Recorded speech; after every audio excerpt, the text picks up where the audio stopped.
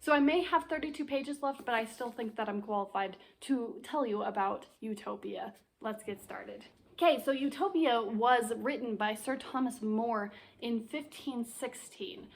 This was during the time of the reign of King Henry VIII, and let's be honest, I'm telling you right now that this was the most boring book. Actually, it's not the most boring book I've ever read. The most boring book I have ever read was actually a nonfiction book about lying. And I haven't finished it. I'm halfway through that book. I've been reading it for 7 years. This is not that boring. I'm almost done with it. I have 32 pages left. But Sir Thomas More was an advisor to King Henry VIII. And if you guys don't know, King Henry VIII is the guy that had 6 wives. The 6 wives end up having a musical, and here we are in 2021. But what's really interesting about Utopia is not only was it written by a British man, but it's also the starts of communism. Didn't know that when I first started reading it. Did not know that. Anyways, like I said in my last video, which you can check out like either there or there, I don't know which corner it's gonna be in, but you can check it out. I started reading Utopia because of Ever After, which is a Cinderella story movie, and the main character, Danielle, receives a copy of Utopia from her father right before he dies. And so she quotes Utopia, she talks about Utopia, she carries a book of Utopia with her. So it's a huge aspect in the story, the fact that Utopia is in this book. Now, let's do some historical context. I will be right back. Hi, it's editor Allie here. At the moment when I was doing this, I thought, oh yeah, this would be really interesting to show like the historical context and all of that. Now I'm just sitting here and I'm like, this is like the worst thing that I've ever seen and I don't want to edit it. So basically what I was explaining is I went into some of the historical context. Yes, the king in Ever After is an actual king in history. His son is also another king in history. But besides that, there is really no historical context that has to do with Ever After, nor does it really connect with Utopia in general. I was just making fun of Ever After, and now it doesn't make sense that I'm doing that. And you know, I think you guys just want to get into Utopia. I don't think you guys actually want to hear my wonderful background about how Ever After is connected to communism. So we're just gonna skip all of that, okay? Bye. There are 2 parts to this book. You've got the first book and the second book. Now, the first book has wonderful Sir Thomas More as the character himself. Now, during this time and age, that was actually very common to have authors put themselves into the book as a narrator. That's great, that's all good, that's fantastic, but not only did Sir Thomas More do this, but that first book is literally about a question that he has himself. And this is where we get into a little bit of irony. So Sir Thomas More, he didn't always be an advisor to King Henry VIII. That was not a thing. But he was a very religious person belonging to the Catholic Church. Now you can probably understand where I'm going with this. Sir Thomas More had a wonderful thought when he was writing Utopia. And he was like, should I still be a religious man who studies philosophy and learns about life? Or should I serve country and like be an advisor to the king? This is an actual debate that happens in the first part of the book. As you can probably tell, for wonderful Sir Thomas More to say that you shouldn't be an advisor to the king, that would be very problematic. So Sir Thomas More takes the side of being, like saying you should be an advisor to the king, while he creates another character who takes the side of you should be a religious person and not have to belong to a country. As the story goes, Sir Thomas More actually becomes an advisor to King Henry VIII, and because King Henry VIII wants to divorce Catherine of Aragon and marry Anne Boleyn, he sort of divides his kingdom and says, are you going to follow me or are you going to follow the Catholic Church? And Sir Thomas More says, ha ha ha, I'm not doing any of that. I'm not taking sides. And you know what the councilmen tell King Henry VIII to do? They tell him to behead him. Thomas More gets beheaded after he writes about whether you should serve king or country. King and country or religion. Irony. Yeah, so that first book took me about like 4 months to complete because it's a little... it's more interesting than the second part of the book. But it's very much of a conversation between 4 men about, you know, laws and whether you should serve king or you should serve religion and basically what the perfect society is. And then, and we are also introduced to this wonderful character. It doesn't say any of their names after book 1, so you forget who these characters are after a while. Oh yes, Raphael Hythlode. That is the character. And Raphael has gone to this wonderful island of Utopia, and he comes back to England and he says, hey, you guys, I found this society that is absolutely perfect. And everybody's like, you sure about that? And he's like, no, you see? Like, they have this, and they have that, and they have this, and if you want, I can tell you more about it. Now, Sir Thomas More and all the other dudes, they say, yeah, sure, we want to do that. So they go over to somebody's house, eat dinner, have tea, and while they're in the parlor, they ask Raphael Hythlode, or whatever his name is, to talk about Utopia, and that's the beginning of the second book. Now, the second book is basically all about Utopia. If you're looking for a storyline, there is none. It is literally just... this is this of Utopia, and this is this of Utopia, and this is their customs and their laws and how they believe this and this and this. So every so often it will have this wonderful chapter break where it goes on to a new subject. So this one's of bondmen, sick persons, wedlock, and divers other matters. But anyways, there are multiple sections in this chapter. For example, we have this one, of their journeys or traveling abroad with diverse other matters, cunningly reasoned and wittily discussed. So it talks about basically just the country and their laws. And what's really interesting about Utopia is that they aren't obsessed with riches like the rest of the world is. They don't care about gold, they don't care about silver, they don't care about money.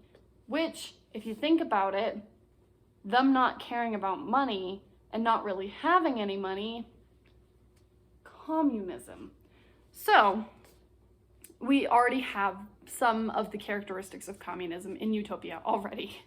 They also have slavery, but it's not slavery in the American sense where they trapped races into bondage without any freedoms. No, these slaves actually have some freedoms. It says in the book, another kind of bondman they have when a vile menial labor, the original word being drudge, being a poor laborer in another country, doth choose of his own free will to be a bondman among them. These they entreat and order honestly and entertain almost as gently as their own free citizens, saving that they put them to little more labor as thereto accustomed. If any be disposed to depart thence, which seldom is seen, they neither hold him against his will nor send him away with empty hands. So basically, we have right here that they have these slaves or bondmen, and these are people that they usually capture or they like make a fence in their country and all of that stuff.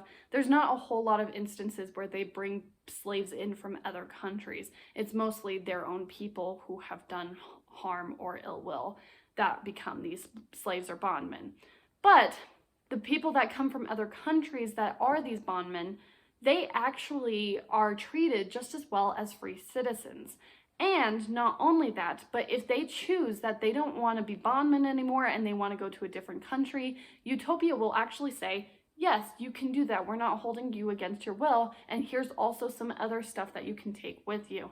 And they don't leave you empty-handed, so you can have a nice journey. What kind of people do that? I mean, America kidnapped slaves from other countries and then held them here against their will and treated them like they weren't even people. These people actually treated them like human beings. It's interesting. Just a thought. If you live in that country, it is actually a tiny bit oppressive. See, because they don't have divorce. They only have divorce if there is an adultery involved. And if one of the parties, either man or woman, they don't have gay here, if they commit adultery, they are taken to be bondmen. If they repent, then they come back and they are able to stay married with that person. But if they commit adultery again and they aren't, and they don't actually want to repent, they are executed. Sorry, Editor Allie back again. Hello. I just had another thought while editing this part of the video. What was really interesting is they also had a part where they talked about how people get married in order to prevent people from committing adultery and or wanting a divorce. And one of the ways that they do it is they literally bring two people that are supposed to be married to each other into the same room and have them completely get naked to see if the person actually wants to be with them. That was just a thought that like went through my head as I was editing this, is just, okay, yeah. And when I read that, I was like, like, I get it, but at the same time, like, no. Like, your body shouldn't be the only thing that a person needs to know in order to be like, yes, this is gonna be a lasting marriage. That's not the only thing, because like even it says in the book, like, this still happens, adultery still happens in Utopia. That is still a thing. And so like it's obvious that just in that logic alone, it is imperfect. But then again, Utopia wasn't actually meant to be this perfect society book. It was meant to just have like ideas of what a perfect society could be. Thomas More actually never said that it was a perfect society. So just a thought from Editor Allie here. Let's get back. Utopia. Definitely a perfect city, right? Now, I'm just barely getting to the religions of Utopia. I haven't read this part yet.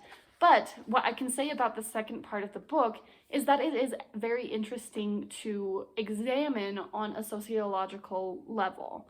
Because you have all of these people who basically believe that all people are humans and all people are actual people. It actually says that they don't have any alcohol in Utopia because that's not the type of pleasure that they want from their lives. They also say that during the time when Raphael was in Utopia, there was a treaty that was done, and all these people came in their rich fancy golds and everything, but as soon as they found out that the Utopians actually like turned up their nose against people who wore gold and silver and chains and precious things, then they slowly got rid of those things to become more like utopians, and they were shamed into doing it. And that is even interesting in the sense that you have people who literally change because a society believes that something isn't right. And I think that's an excellent theme that we should all hold in our hearts and in our minds.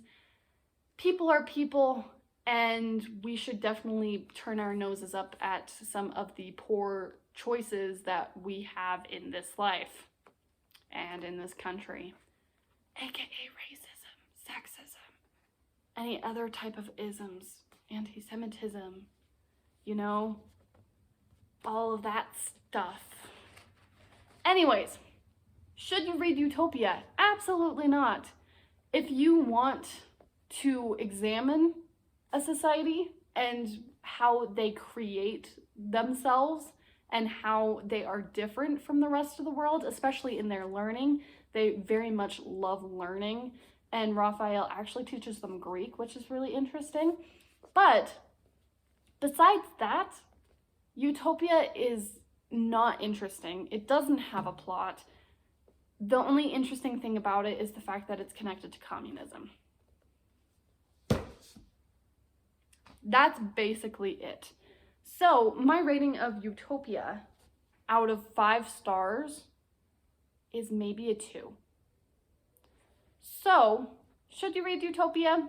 Probably not. If you would like to, even after I've said this, please leave a comment down below and please tell me why, because this isn't a very good book. It's very interesting, but it's not a very good book, and it took me a very long time, and I'm so ready to be done with it, which is why I'm creating this video.